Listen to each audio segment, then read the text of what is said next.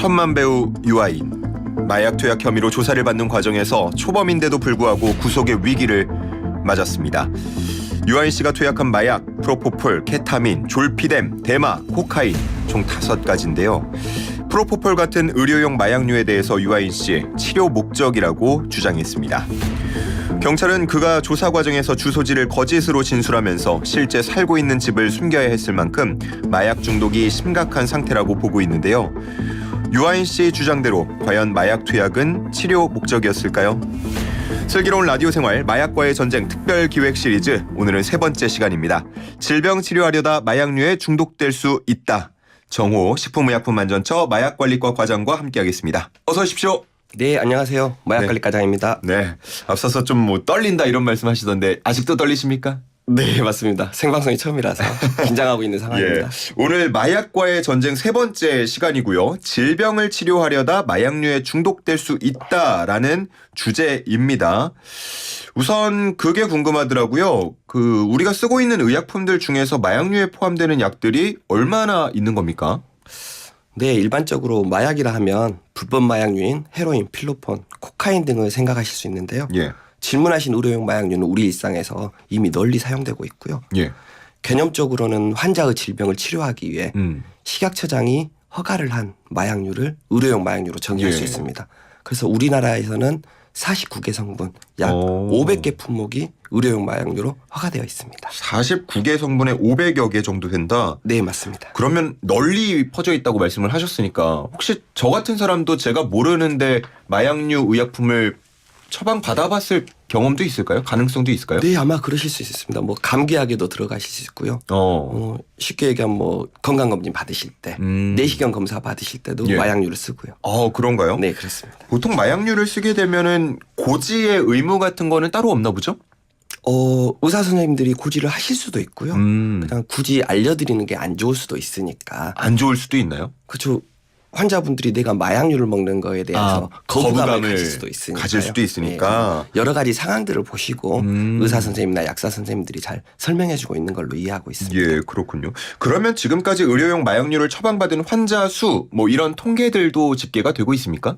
네, 그렇습니다. 저희가 매년 7월에 국가 통계로서 전년도 말 기준으로 각종 자료를 발표하고 있는데요. 예. 근데 아직 7월이 아니라서 21년 기준으로 말씀드리면요. 예. 처방 의사는 약 10만 4천 명이었고요. 처방 의사가 네. 10만 4천여 명. 네, 맞습니다. 그다음에 처방받은 환자는 약 1,800만 명이었습니다. 1,800만 명이요? 예. 그래서 이 중에 여성분이 1,000만 명, 남성분보다 다소 높은 수준이고요. 그래서 우리나라 전체 국민 수로 따지면 약 2.7명당 1명 정도는 마약류를 처방받은 걸로 나와 있습니다. 그렇게 말씀하시니까 갑자기 좀 무서워요. 근데 이건 치료 목적으로 쓰시면은 전혀 무서워할 일이 없으시고요. 그 얘기를 오늘 방송 중에 잘 자세히 해주셔야 됩니다. 네, 알겠습니다. 네. 그러면은 앞서서 감기약도 말씀을 해주셨는데 가장 많이 쓰이는 의료용 마약류 의약품이 있다면 어떤 게 있겠습니까? 네, 이것도 역시 21년 기준으로 말씀드려야 되는데요. 21년 기준으로 보면 우리나라에서 제조된 마약류가 가장 많은 거는 펜터밀하고 프로포폴 순이었습니다. 펜터밀하고 프로포폴이요? 예. 뉴스에서만 보던 건데요. 네, 펜터밀은 저희가 식욕억제제라고 하는데요. 흔히 다이어트 약이고요. 프로포폴 같은 경우는 뉴스에서는 널리 보시겠지만 일반적으로 이게 마취제여가지고 수술하시거나 아니면은 아까 말씀드린 내시경 검사 등에 널리 사용되고 있습니다. 그렇군요. 그래도 마약류이니까요. 이게 관리가 좀 잘 돼야 될 것 같은데 관리는 어떤 방식으로 이루어지고 있습니까? 네, 저희 지난 시간에도 저희 처장님이나 국장님이 와셔서 이미 말씀드렸을 건데 저희가 마약류 통합관리 시스템을 운영하고 있고요. 마약류 통합관리 시스템은 마약류 제조 수입자, 의약품 도매상, 병의원, 약국 등 다양한 마약류 취급자가요. 마약류 제조 수입부터 구입 판매, 조제 투약까지 모든 취급 내역을 보고하는 시스템입니다. 그래서 식약처에서는 이 시스템을 통해서 마약류 취급 전 내역에 대해서 빅데이터를 수집 분석하고 있고요. 그래서 이런 빅데이터를 통해서 불법 유출을 차단하거나 오남용 방지 등에 활용하고 있습니다. 이전에 만들 때부터도 워낙 중요했겠지만 마약에 대한 사회적 관심이나 인지도나 이런 게 더 높아지면서 이 시스템의 중요성이 굉장히 높아졌을 것 같아요. 네, 맞습니다. 그래서 참고로 더 말씀드리면 이 시스템 저희가 18년 5월부터 본격 가동했고요. 실은 이제 운영한 지가 한 4, 5년 정도밖에 안 됐고요. 아직도 시스템이 정착하는 단계라 보시면 되고요. 대신 이제 1년에 저희가 한 1억 3천만 건의 취급 데이터가 수집되고 있습니다. 예. 이 앞서서 말씀해 주신 것처럼 뭐 다이어트 약으로도 사용되고요. 마취약으로도 사용되고요. 그러다 보니까 이게 과다 처방인지 오용인지 남용인지 이런 부분을 분간할 수 있는 무언가 뚜렷한 기준 같은 것들도 필요할 것 같아요. 네, 맞습니다. 그래서 이번에 언론에 보도된 비만 클리닉을 포함해서 저희가 일반적인 수사 의뢰 절차를 말씀드리면 될 것 같아요. 예. 그래서 우선 저희가 시스템의 빅데이터를 분석하고요.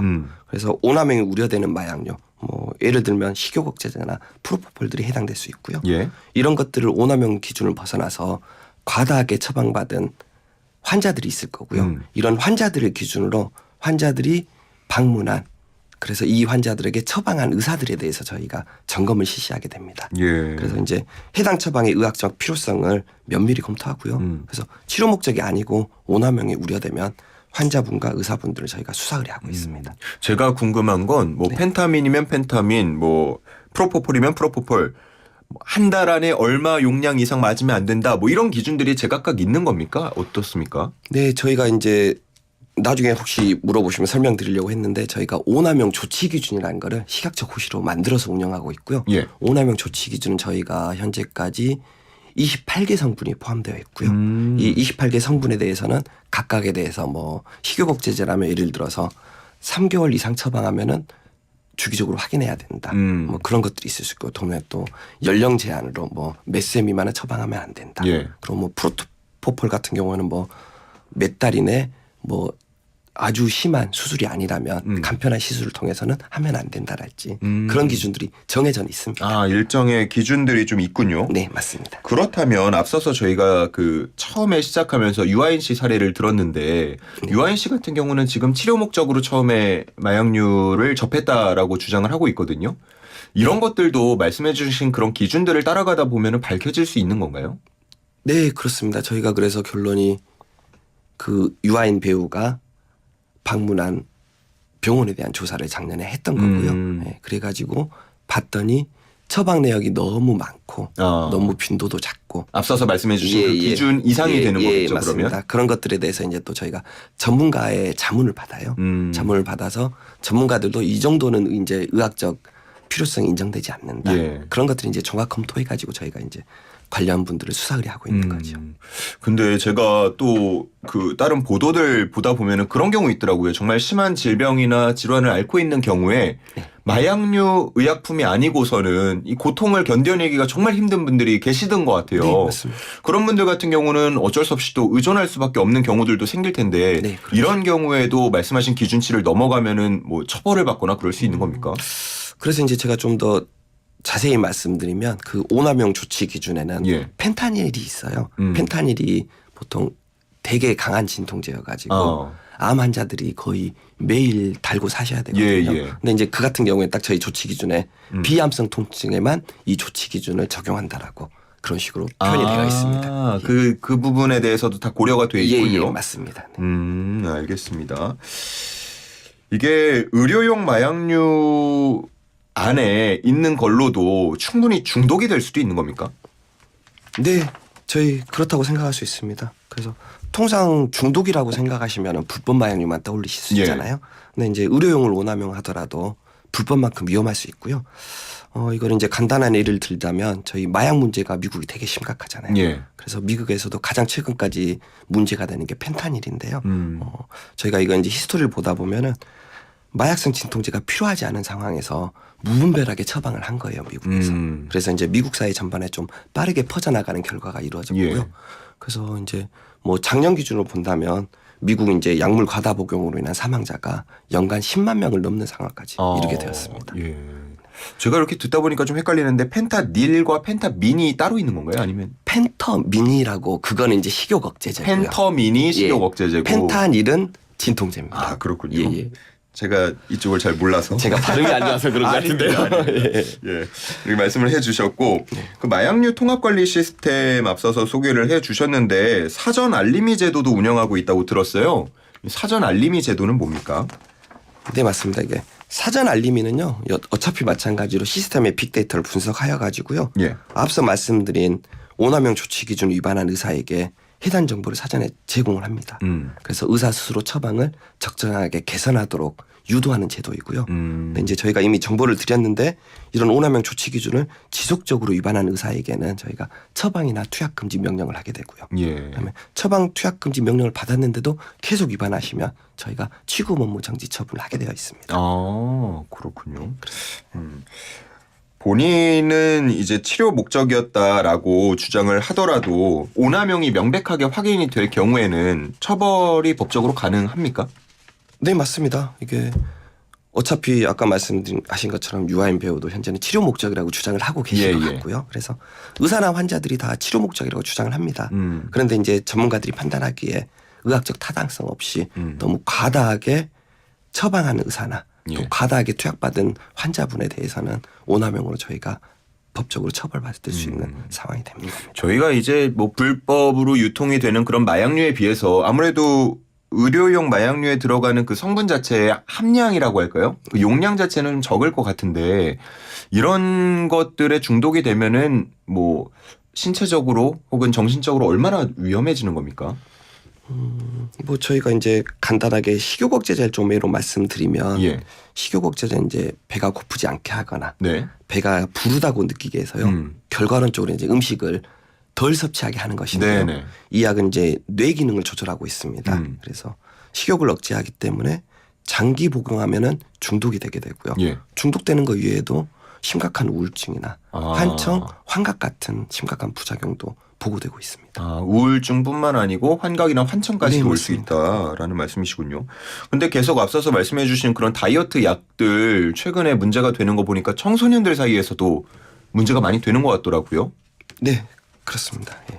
이게 앞서서 말씀해 주신 그런 기준들에 포함이 되지 않나요? 청소년에게 이 다이어트 약을 줘도 되는 겁니까? 네, 청소년도 아마 제가 정확한 기억은 없는데 아마 포함되어 있을 겁니다. 그래서 너무 어린 사람들이나 뭐 소아나 그런 사람들한테는 다이어트 약을 처방하는 게 부적절한 걸로 저희가 얘기하고 있습니다. 그것도 나이별로 이렇게 또 기준이 다 있는 네네, 거죠? 그럴 수 예. 있습니다. 그러면서 또 같이 나오는 문제 중에 하나가 뭐랄까요? 그 의료 쇼핑이라고 하나요? 그러니까 분명히 의료 진단을 받아서 처방을 받을 만한 환자는 맞는데 네. 이 환자가 이 병원 갔다가 하나 받고 저 병원 갔다가 하나 받고 이렇게 하는 의료 쇼핑이 또 문제가 되기도 하더라고요. 네, 맞습니다. 그래서 저희가 이제 의료 쇼핑 방지 정보망을 운영하고 있는데요. 예. 이거는 무슨 개념이냐면요. 의사가 처방하기 전에 환자의 과거 1년간 투약 내역을 확인할 수 있고요. 예. 그래서 만약 말씀하신 것처럼 환자분들이 여러 병원을 왔다 갔다 한다면 의료 쇼핑 등이 우려되기 때문에 예. 그런 경우에는 이제 저희 마약류 관리법에 따라서 처방을 하지 않을 수도 있습니다. 않을 수도 있다라는 거는 어떤 의미인가요? 의사의 의학적 판단에 따라서 그럼에도 불구하고 꼭 드실 필요가 있다면 이제 처방을 해야 되는 거고요. 그러니까 원천적으로 이게 뭐 봉쇄가 돼 있거나 이런 건 아니네요. 이제 결론이 의사가 과거 투약 내역을 잘 확인하고 환자의 뭐 중독성이나 의학적 필요성 등을 면밀히 검토해서 처방을 하도록 하는 제도라고 이해하시면 될 것 같아요. 그러면은 의사 선생님분들의 굉장히 그 책임감이나 이런 게 좀 필요하겠는데요. 네, 맞습니다. 그래서 요즘은 예전과 달리 의사협회나 그런 부분에서도 많이 이제 윤리의식이나 마약류를 처방할 때 좀 신중해야 된다는 그런 교육들이 많이 있는 걸로 알고 있습니다. 예. 맨 처음에 말씀을 해주셨지만 나도 모르게 의료용 마약류 의약품을 또 접했을 수도 있는 거잖아요. 근데 그러다 보면 기분 탓인지 몰라도 나는 좀 요즘에 좀 기분이 이상한 것 같아. 좀 많이 섭취를 한 거 아닌가 싶을 수도 있어요. 혹시 직접 투약 내역을 본인이 확인하는 것도 가능합니까? 네, 맞습니다. 저희가 내 투약 이력 조회 서비스라는 거를 운영하고 있는데요. 내 투약 이력 조회. 투약 이력 조회. 예. 이거는 이제 본인이 직접 과거 2년간 처방 내역들을 다 확인하실 수 있고요. 예. 저희가 이제 투약 내역 외에도 뭐 같은 연령대나 성별로 사용량들은 서로 비교하실 수 있도록 그래서 내가 먹는 수준이 다른 사람에 비해서 높은지 낮은지 그런 것들을 비교할 수 있는 정보도 함께 제공하고 있습니다. 그래서 이 서비스는 저희가 의료용 마약류 빅데이터 활용 서비스라는 사이트가 있어요. 그 사이트에 접속해서 확인하실 수도 있고요. 아니면 저희가 모바일 앱으로서 마약류 안전정보 도움이라는 것도 있습니다. 그걸 통해서도 확인하실 수 있습니다. 이 부분 좀 청취자분들도 관심 있을 수 있으니까 조회하는 방법 다시 한 번만 좀 안내 천천히 해주세요. 저희가 그냥 일반적으로 인터넷 환경에서는 의료용 마약류 빅데이터 활용 서비스. 좀 기네요. 좀 기죠. 예. 여기에 접속하시면 되고요. 네. 이거를 네이버 같은 데 치시면 저희가 쉽게 확인할 수 있고요. 그다음에 저희 뭐 네이버 안드로이드 플레이 스토어 같은 데에서는 예. 마약류 안전 정보 도우미 그걸 검색해서 설치하시면은 가능하시고요. 뭐 이제 이러시면 이제 가장 불편하시는 게 매번 직접 조회하시는 불편을 저희가 덜어드리려고 뭐 그 사이트를 통해서 사전 동의하시면 예. 저희가 바로바로 문자 등으로도 그냥 저희가 능동적으로 제공하는 서비스도 함께 운영하고 있습니다. 그런 건 잘 활용해 보시면 좋을 것 같습니다. 예, 알겠습니다. 자, 이렇게 오늘 마약류 의료용 마약류 의약품에 대해서 좀 알아봤습니다. 관련해서 퀴즈가 준비되어 있다고 들어서 저희 퀴즈 같이 한번 또 과장님하고 풀어보도록 하겠습니다. 네, 그러시죠. 애청자와 함께 호흡하는 애청자 최우선 프로그램입니다. 슬기로운 라디오 생활이 주최하는 슬라생배 슬라고시. 당신의 오늘은 어제보다 똑똑하다. 응시 방법은 다들 아시죠? 문자로 정답을 보내주시면 되고요. 단문 50원, 장문 100원, 샵 0945, 우물정 0945로 보내주시면 되겠습니다. 오늘 문제 드립니다. 마약 관리의 시작이자 마약 중독 수사의 실마리인 마약류 통합관리 시스템, 앞서서 들으셨죠? 이곳에는 의료용 마약류 약 500여 개 품목이 등록돼 있습니다. 식약처에서는 이 시스템을 통해서 마약을 누가 썼는지, 얼마나 처방받았는지를 다 보고 있다고 합니다. 식약처는 이 데이터를 분석하고 필요 이상으로 마약을 처방받을 경우, 다시 말해서 이것 할 경우에 마약 중독자로 판단할 수 있습니다. 최근에는 마약을 필요 이상으로 처방한 의사에게 이것 조치 기준 위반을 이유로 마약 처방 및 투약 금지 명령을 내렸다고 하는데요. 마약 중독을 막기 위해서는 이것이 의심되는 사례들을 유심히 지켜봐야 할 것 같습니다. 마약을 잘못 사용하거나 많이 사용하는 것 가리키는 이 용어 단어를 맞춰주시기 바랍니다. 1번 오남용, 2번 부작용, 3번 일회용, 4번 슬라생 좋아용입니다. 1번 오남용, 2번 부작용, 3번 일회용, 4번 슬라생 좋아용입니다. 정답 아시는 분은 단문 50원, 장문 100원, 샵 0945로 보내주시면 되겠습니다. 자, 과장님, 퀴즈 저희 처음 들으셨죠? 네, 맞습니다. 난도가 어떻습니까? 난이도 상당한 것 같습니다. 어렵습니까? 네, 오늘 방송만 잘 들으셨으면 예. 충분히 맞힐 수 있으실 것 같은데. 그러면은 혹시나 잘 못 듣거나 어려워하는 분들을 위해서 우리 과장님의 힌트가 필요할 것 같습니다. 네. 힌트를 이 단어는 좀 오늘 많이 나왔고요. 네. 그다음에 요즘 보시면은 언론이나 예. 여러 가지 것들에서 보시면은 마약류를 땡땡땡 하면 안 된다. 그런 얘기들이 되게 많을 것 같고요. 이거 한자어인 것 같아요. 한자어라서 예. 하나하나씩 하면은 앞에 글자는 잘못 사용한다는 뜻이고요. 예. 뒤에 거는 함부로 사용한다. 최근에 언론에서 이제 이거하고는 틀린데 예. 공권력을 땡땡하면 안 된다. 그런 표현도 있고요. 알겠습니다. 네, 이 정도 드리면 될 것 같습니다. 굉장히 학문적으로 힌트를 주셨습니다. 그래도 다들 아실 거라고 믿고요. 정답 아시는 분 단문 50원, 장문 100원, 샵 0945로 보내주시면 되겠습니다. 자, 이제 시간 마칠 때가 됐는데요. 우리 의료용 마약류 오남용 예방 방지를 위해서 의사와 또 환자들 꼭 기억해야 하는 것들이 있으면 마무리 말씀 부탁드리겠습니다. 네. 요즘 오남용으로 문제가 되고 있는 식욕억제제를 예로 말씀드리면요. 환자에게 너무 손쉽게 처방하는 경향이 있는 일부 의사들이 존재하고 있는 현실인데요. 그래서 식욕억제를 처방하는 의사분들은 의학적 필요성과 환자의 중독성들을 좀 면밀히 모니터링 하셔서 신중하게 처방할 것을 좀 당부드리고 싶고요.